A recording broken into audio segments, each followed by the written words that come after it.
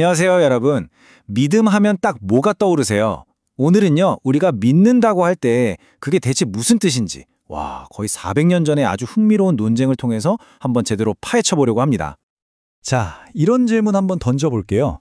100% 확신이 없어도 무언가를 믿는 게 가능할까요? 이거 진짜 우리 모두 한 번쯤은 고민해 본 거잖아요. 그쵸?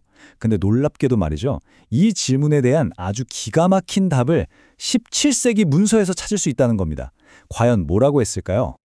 네, 그 17세기 문서가 내놓은 답의 핵심, 그게 바로 이겁니다. 뭐냐면, 믿음은 행위고 확신은 감정이라는 거예요. 그리고 이 둘은 완전히 다른 거라는 거죠. 와, 이 구분이 정말 중요해요. 그러니까 믿음이라는 건 내 기분이나 감정이 어떠냐의 문제가 아니라 내가 뭘 하느냐, 바로 행동의 문제라는 겁니다. 다시 말해서 확신에 찬 그 감정이 없어도 믿는 행동은 얼마든지 할 수 있다는 거죠.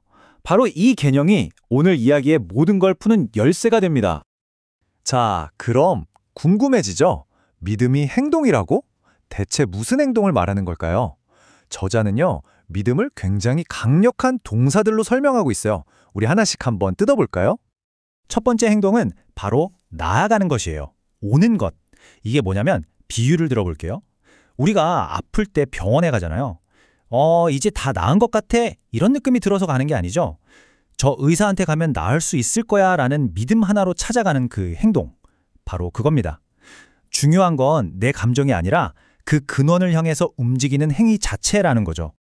두 번째 행동은 신뢰하는 것입니다. 이게 진짜 흥미로운데 이 신뢰는요, 어떤 보증서나 계약서가 없을 때 오히려 가장 강력해진다는 거예요. 마치 반역자가 왕이 자비롭다는 그 말 한마디만 믿고 자기 무기를 다 내려놓는 것처럼요. 어떤 담보도 없이 상대방의 인격, 그 자체의 모든 걸 거는 행위, 바로 이게 믿음이라는 겁니다. 그리고 마지막 행동은 기다리는 것입니다. 근데 이건 그냥 멍하니 수동적으로 있는 게 절대 아니에요. 훨씬 더 적극적인 겁니다. 예를 들면 파수꾼이 새벽이 올 걸 확실히 아니까 다른 데는 쳐다도 안 보고 오직 동쪽 하늘만 뚫어져라 쳐다보는 것처럼요. 다른 모든 가능성, 다른 모든 도움을 다 포기하고 오직 한 곳에서 올 도움만을 기다리는 아주 능동적인 행위라는 거죠. 자, 그럼 이제 근본적인 질문이 나옵니다. 믿음과 확신, 이 둘은 대체 왜 이렇게 다른 걸까요? 정답은 이 둘이 바라보는 대상 자체가 다르기 때문이에요. 과연 각각 무엇을 향하고 있을까요? 자, 이 표를 보시면 그 차이가 그냥 한눈에 딱 들어옵니다. 보세요. 믿음은요, 특정 사람, 즉 그리스도라는 인격에 초점을 맞춰요. 그 사람과 관계를 맺고 연합하려는 의지의 행위죠. 반면에 확신은 나는 구원받았다 같은 하나의 명제, 즉 문장이 사실이냐 아니냐를 따지는 이해의 영역입니다. 훨씬 더 머리로 하는 활동이죠. 맨 아래 비유가 정말 재밌지 않나요? 믿음이 그 귀한 진주를 사려고 내 모든 걸 거는 거래 그 자체라면 확신은 거래가 다 끝난 다음에 이제 이 진주가 진짜 내 것이구나 하고 깨닫는 것에 가깝다는 거예요. 그러니까 이걸 논리적인 순서대로 배열하면 이렇게 되는 겁니다. 자, 첫 번째, 한 사람이 그리스도와 연합하려는 믿음의 행위를 해요. 그럼 두 번째, 그 행위를 보시고 하나님이 칭의, 즉 너는 의롭다 하고 인정을 해주시는 거죠.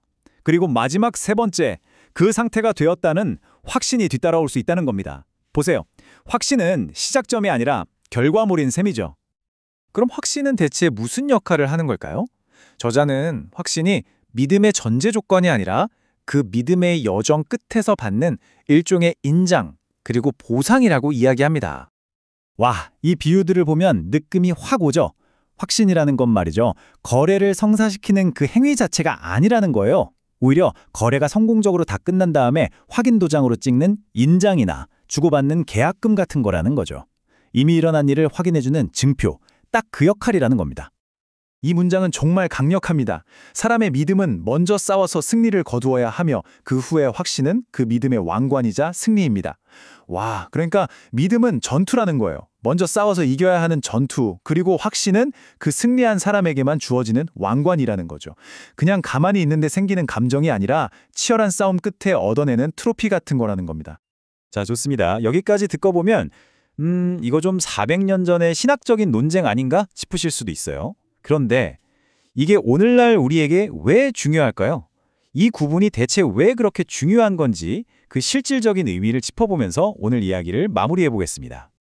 저자는 크게 두 가지 이유를 들고 있습니다. 첫째, 우리가 확신이라는 감정 없이도 믿을 수 있을 때 바로 그때 비로소 그 은혜가 얼마나 조건 없는지를 제대로 보여준다는 겁니다. 내가 뭘 느껴서가 아니라 그냥 의지하는 거니까요. 그리고 둘째, 성경의 약속은 우리의 기분이 아니라 바로 그렇게 의지하고 의존하는 행동 자체에 주어지기 때문이라는 거죠. 결국 핵심은 뭐다? 감정적인 확신이 아니라 전적으로 의존하는 행동, 바로 그겁니다. 결국 이 400년 전의 논쟁은 오늘을 살아가는 우리에게 하나의 질문을 던지는 것 같아요. 모든 걸 데이터로 증명해야 하고 눈으로 직접 확인해야 직성이 풀리는 이 세상에서 보이지 않는 것을 신뢰하고 아직 느껴지지 않는 것을 믿는다는 건 과연 우리에게 어떤 의미일까요? 한 번쯤 깊이 생각해 볼 만한 질문인 것 같습니다.